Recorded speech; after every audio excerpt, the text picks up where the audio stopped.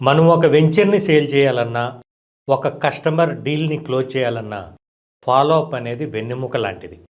ఇది మనందరికీ తెలిసిందే.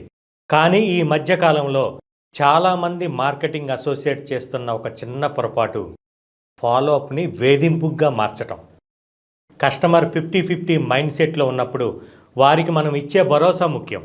కానీ ఆ భరోసా ఇచ్చే క్రమంలో మనం వారి వ్యక్తిగత ప్రైవసీని దెబ్బతీస్తున్నామా అని ఒక్కసారి ఆలోచించుకోవాలి. చూడండి, రోజుకు 4 సార్లు గుడ్ మార్నింగ్, గుడ్ నైట్ మెసేజ్‌లు పంపటం, టిఫిన్ చేశారా, లంచ్ చేశారా అని అడగటం వల్ల మీ మీద గౌరవం పెరగదు సరికదా, విసుగు వస్తుంది. విసిగిపోయిన కస్టమర్ మిమ్మల్ని బ్లాక్ చేస్తారు. మీకు సేల్ తప్ప కస్టమర్ అవసరం లేదని వారు భావిస్తారు. నిజంగా ప్లాట్ కొనాలనుకునే వ్యక్తి కూడా మీ అతి వల్ల వేరే వారి దగ్గరికి వెళ్ళే అవకాశం ఉంది. వారం లేదా 2 వారాలకు ఒకసారి సైట్ డెవలప్మెంట్ ఫోటోలు మాత్రమే పంపండి. అప్డేట్స్ ఇవ్వండి. అంటే కొత్త వెంచర్స్ లేదా రిజిస్ట్రేషన్స్ అప్డేట్స్ గురించి వాట్సాప్ చేయండి. డౌట్స్ని క్లారిఫై చేయండి. వారి సందేహాలకు సమాధానం ఇచ్చేలా సమాచారాన్ని పంపండి.